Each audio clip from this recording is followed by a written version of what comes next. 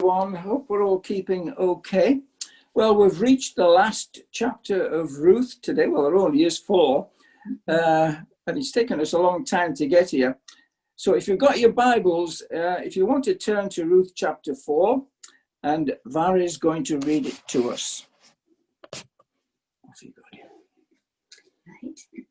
Meanwhile, Boaz went up to the town gate and sat down there just as the guardian redeemer he had mentioned came along. Boaz said, "Come over here, my friend, and sit down." So he went over and sat down. Boaz took 10 of the elders of the town and said, "Sit here." And they did so. Then he said to the guardian redeemer, "Naomi, who has come back from Moab, is selling the piece of land that belonged to her relative Elimelech.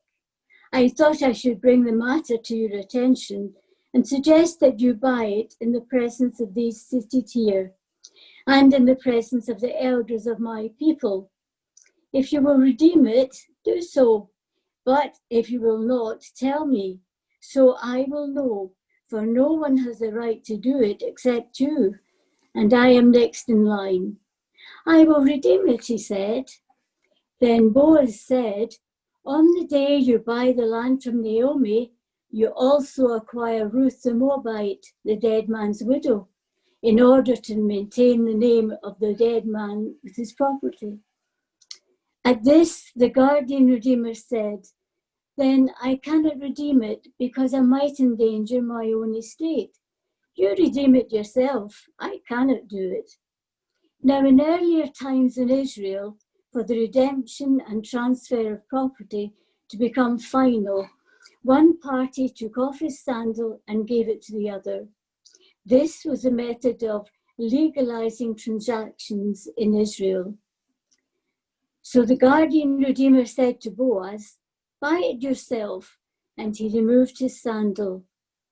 Then Boaz announced to the elders and all the people, "Today you are witnesses that I have brought from Naomi all the property of Elimelech, Kilion, and Mahlon.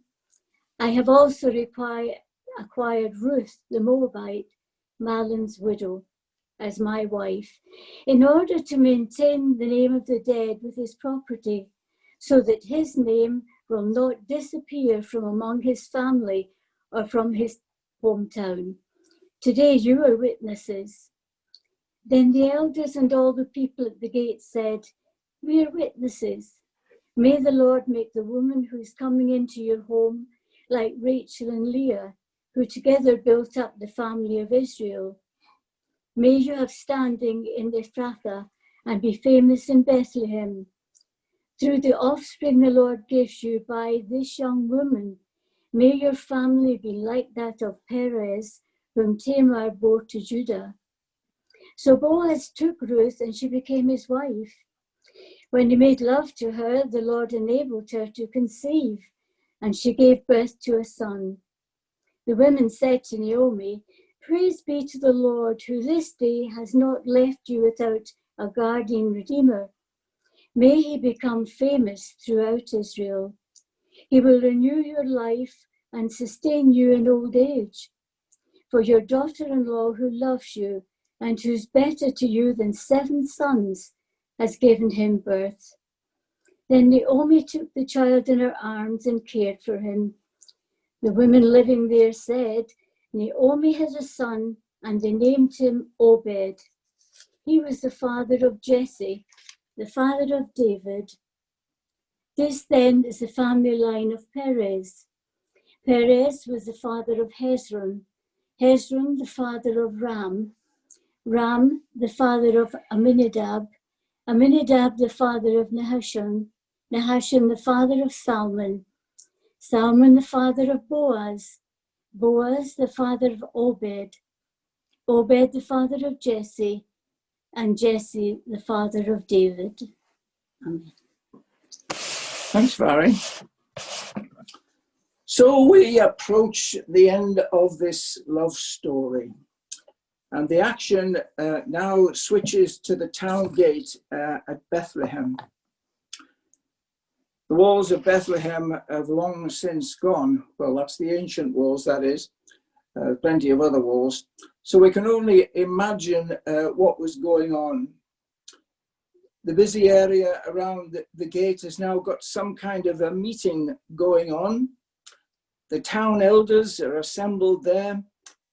Boaz is there. Perhaps Boaz was even one of the elders himself, because he was a man of some position. The other relative was there too, the one who was the nearer kinsman redeemer. In the passage that Valerie was reading, that's the new NIV, is called the guardian redeemer. So the other nearer relative was there. We're not given his name. The nearer relative, of course, had the right to claim and buy any land which was being sold from a deceased family which had no heirs to carry on the line. Boaz had fallen for Ruth, and who knows the ways of love? We don't know anything about what she looked like. Was she a stunner? We don't know. But what we do know, in chapter 3, verse 11, that all the townsfolk knew her as a woman of noble character, or a woman of a virtuous woman, as some of the versions put it. One of Boaz's later descendants would write many years later, a wife of noble character, who can find? She is worth far more than rubies. Well, who was Boaz? Well, if we go to the end of the chapter that Valerie read to us, it tells us his father was Salmon. Well, who was Salmon? Well, if we go to the genealogy in Matthew chapter 1, verse 5, it tells us that, yes, Salmon, it's written Salmon, by the way, but we'll call him Salmon. It's not quite so fishy. His mother was none other than Rahab, the woman of ill repute in Jericho. Now, some of the commentators say they must have skipped a generation, but we've got 3 verses that tell us this. One here in Ruth 4, one in Matthew chapter 1, and one in Chronicles, where they give the genealogy, all saying that Salmon and Rahab were the parents of Boaz.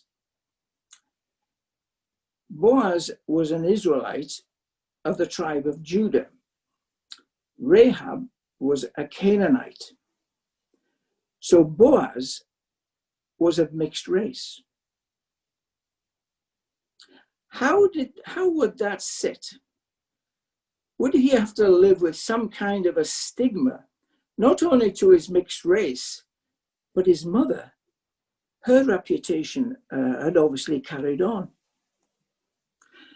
Now, we don't read that he was married previously. We do know that he was a lot older than Ruth, because in the previous chapter, Boaz commends Ruth for not running after the younger men. So he was older. Well, what was his background then? How did he come in possession of all these fields that Ruth had been gleaning in? Did he buy them? I don't think so. I think he inherited them from Salmon. Salmon was his father, who married Rahab. Could it be that Salmon was one of the spies that went into Jericho? After all, Rahab hid the spies and saved their lives, and in return, the Israelites had saved Rahab and her family from death. So there was a definite link there. And it's possible that his father was actually one of the spies that went into Egypt. Did Salmon buy the land? No. When the Israelites came into the land, they conquered the land, and the land was divided up. And if Salmon was indeed a spy, he would have been well rewarded for his job, and he would be given one of these special fields. Now, when we talk about fields, don't think about what we see in this country. Nothing like these lovely green fields with all the cows and all the rest of it.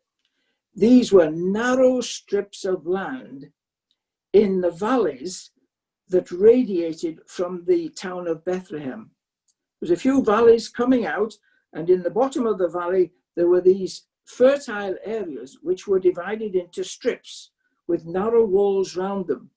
They weren't very big, and eventually the land flows out into the Judean desert and it's no longer fertile.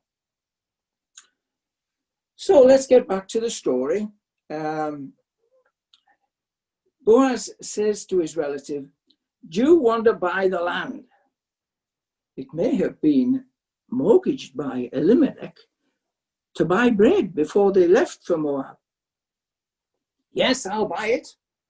No problem." Okay then, when you get the land, you also get Ruth. Oh, that changed everything. Why did he not want to do that? Well, it was going to be diluting his inheritance. First of all, he would have to pay cash for the land, and then as the children came along, they would inherit the land. I'm not going to do that. You have it. Well, maybe Boaz breathed out a sigh of relief. Phew, that was close. He might have said yes, and he would have lost Ruth as well. Now there was a strange custom going on. We then see the sandal being removed and given to Boaz. The sandal from the nearest relative was taken off and given to Boaz. It's like, well, here, you stand in my shoes. You do the thing that I should have done. And also, if we read in Deuteronomy 25, where a relative did not want to marry the deceased, the widow of the deceased man, she would take off one of his sandals, spit in his face, and say, "This is what shall be done to the man who will not build up his brother's family line. That man's line shall be known as the family of the unsandaled." Whoa. It was a real put down. Shoes, not a good thing in the Middle East. When you see on the news shoes being thrown at something, that is the worst possible thing they could actually do.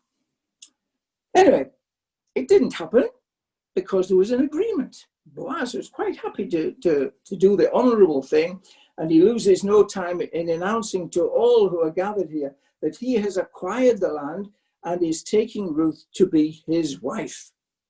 If you like, he bought her. So the elders pray for both Boaz and Ruth, and amazingly, the Lord enables a Moabitess to be included in the line of the Messiah, because she gives birth to Obed, who is the grandfather of David, and eventually the line of Christ. We all love a happy ending, don't we? But can we apply this strange law of kinsman redeemer to ourselves? Now, Jim Campbell very kindly gave us a resume last time, and I'll forgive him. But let's go over it just a little bit more. How can we apply it to ourselves, if indeed we can? In our sinful state, we were destitute and exiled from God. We had no inheritance and no future hope. We were mortgaged to sin, if you like. We needed a redeemer. Now, for Jesus to be our kinsman redeemer, he had to be a close relative. Now, Hebrews chapter 2, verse 11. Let me read it to you. Both the one who makes men holy and those who are made holy are of the same family. So Jesus is not ashamed to call them brothers. You can't get any closer than that. He is our nearest relative, if you like. Our sin had separated us from God, and we were alone and helpless, much like Ruth and Naomi. So Jesus came to be our kinsman redeemer and bought us back. The purchase price? His own blood. He was rich, yet for our sakes he became poor, that you through his poverty might be rich. Well, shall we take it a little bit further? Boaz married Ruth. And in the same way, the church will be married to Jesus. We are his bride. The church is portrayed as the bride of Christ, and we look forward to the marriage supper of the Lamb. And in the meantime, our kinsman redeemer will care for us. He will never leave us, and he'll prepare a place for us for when we pass into his presence. Now that is a happy ending too. One final thought. The former chief rabbi, Jonathan Sacks, died yesterday. And this morning on Radio 4, they replayed his thought for the day, which was first went out in May of this year. And would you believe it was about Ruth? One of the things that he said struck me. When William Tyndale was translating the Bible into English, he came across the word hesed in Hebrew, and there was no equivalent English word. So he invented one. Loving kindness. Loving kindness. Now the NIV is stuck with kindness, but it's in Ruth, it's mentioned 3 times. Loving kindness. And that's my final thought to you. In these dark times, we show kindness. Let's go a wee bit further than that. Let's show loving kindness. And that's what Jesus would like us to do. Thanks, Nigel.